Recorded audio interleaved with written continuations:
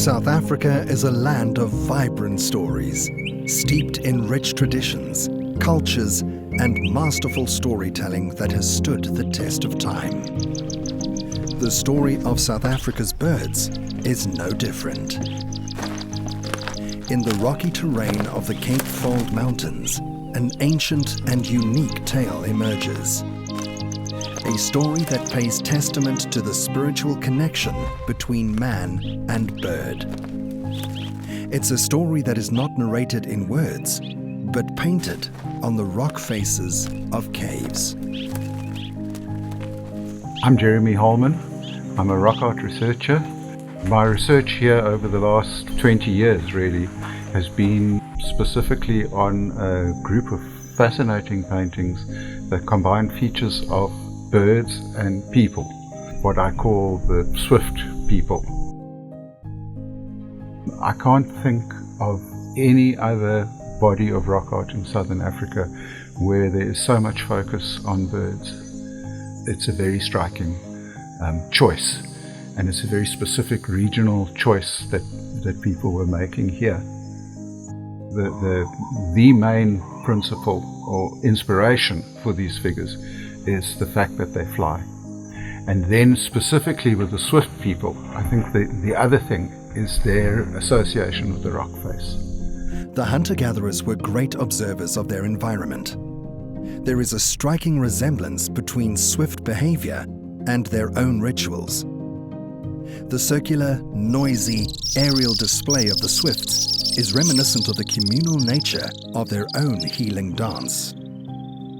The hunter-gatherers who were making the paintings were probably also the people who were participating in these dances and making these out-of-body expeditions into the spirit world. There's some painted evidence for this showing transformation of what looked like ordinary figures, slowly adopting bird-like postures, and then next to them on the same rock surface we have these fully fledged human-bird figures.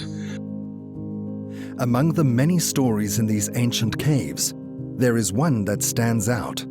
It portrays a scene of the swift people mobbing a cobra. The neck and the head of the cobra is raised and it has its hood flared. Let's then talk about what's around the cobra. Is that we have here 4 figures that combine human and bird characteristics. They're mobbing the cobra, because we know that this is what birds do when they are confronting something like a dangerous snake. They fly around and make a lot of noise, and it's generally quite effective. And then to the left, we have approximately 12 figures here. Most of the figures are holding bows. The idea is that these 12 figures here are shooting arrows at the cobra. The narratives etched on these cave walls offer a unique glimpse into the intimate relationship between man and bird. Inspired by the wonder of swifts, the hunter-gatherers captured the essence of this connection through their artistry, reminding us of our interconnectedness with the natural world and our fascination with birds.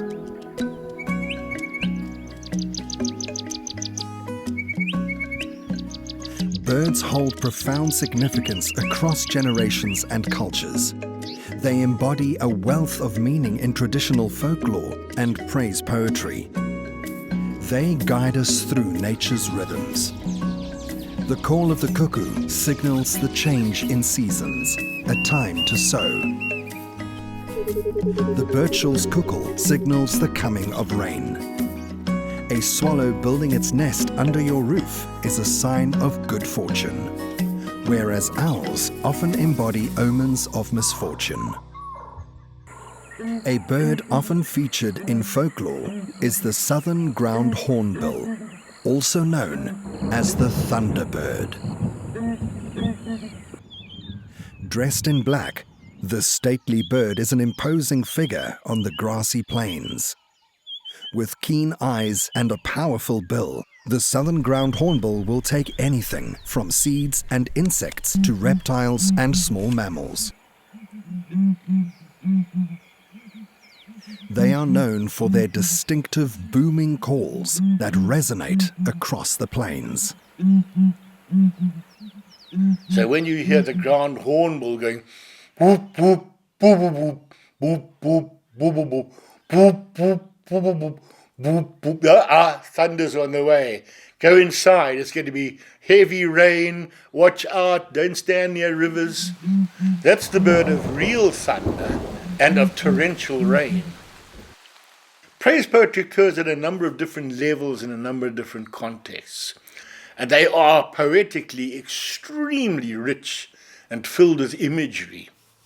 I'm particularly interested by the way in which the birds occur in the royal praises, because they mostly used symbolically. Early on, Zulu people noticed that swallows migrate. They're here for one half of the year and then they fly away, and they knew they flew away over the sea and then they come back again. Inkonjana iyaduka, ulwandle kaluwelo zinkonjana zona zindiza phezulu. He is the sea which is not crossed, it is only crossed by the swallows, the ones that fly above. That gets repeated over and over again. But in praise poetry, the swallow becomes the symbol of someone who goes away somewhere and then comes back later. They're swallows. Turakos are well known for their crimson red wing feathers. They hold a revered place in African folklore, symbolic of warfare and blood. One such example is found in the praises of King Cetshwayo, who had a huge civil war with his brother on the banks of the Tugela River, where thousands of warriors died. At the beginning of the praises of Cetshwayo, there's an account of the battle. And Cetshwayo is described as Ikwala kwala ligamenzi elisukentumeni kwaye kwabetshindulundi kwabetshutugela. Now, Ikwala kwala is any one of the red-winged lories. The Gwala Gwala, son of Menzi, sets out from his home and eventually kwaye kwabetshindulundi kwabetshe utugela. And the Ndulunde hills ran red and the Tugela ran red with blood. So the Luri here and rivers and hills running red with blood puts the battle and Cetshwayo together. And it's all in one symbol, the symbol of that bird with its red blood. And there are several other such references in Izibongo. It's the standard reference to warfare and blood.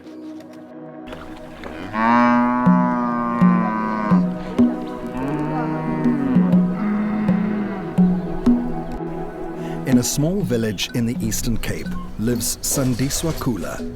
With a passion for birds and village life, she loves sharing her delightful stories of her daily experiences on social media. Already known as the Bird Girl by her neighbors and an aspiring photographer, she never leaves home without her camera. Sometimes. Yes. And it's in focus. Alala. Sorry, I get excited. Oh man. Like, give me birds any day. I have chickens. That should point out to people that birds are like my first love. Well, my dogs. Yeah. Okay. Wait, it's birds. Chickens fall under birds. So I'm not gonna discriminate. And then my dogs and cats. And then my granny. No, my wait. Okay. It's things that can talk. And then things can talk, because my granny is gonna murderize me. Birds make me happy. Like I've been smiling like this since we saw the cranes. Sandiswa has been spending time with people in and around her village, gathering information and stories about Xhosa bird folklore and beliefs. Most of these stories are better known by the elders, especially among the cattle herders and their stories of birds. The wagtails, you'll know that someone lives in that house because wagtails are usually where there's livelihood. So it could be cattle, it could be people, it could be goats, it could be sheep. Whatever is a livelihood for that family, wagtails are all over. And even in our yard, you get 2 or 3 that always visit because we have the chickens. So you'll always find them around here.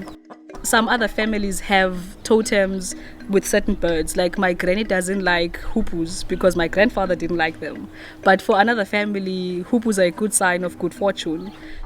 There is a lot of link between the Xhosa people, Xhosa folklore, and what they believe in. Some of it is still done now and practiced, but a lot of it has been lost through the generations, and it's such a shame because there's a lot of information you could get there. Stories of birds are vivid, enchanting, and steeped in symbolism. They have a profound place in South Africa's cultural heritage. Across all cultures, birds soar as symbolism of significance and meaning. In a world that has become disconnected from the environment, birds are there to remind us of the enduring bond between humans and the natural world. Sometimes all we have to do is look up. Look up at the wonder of birds.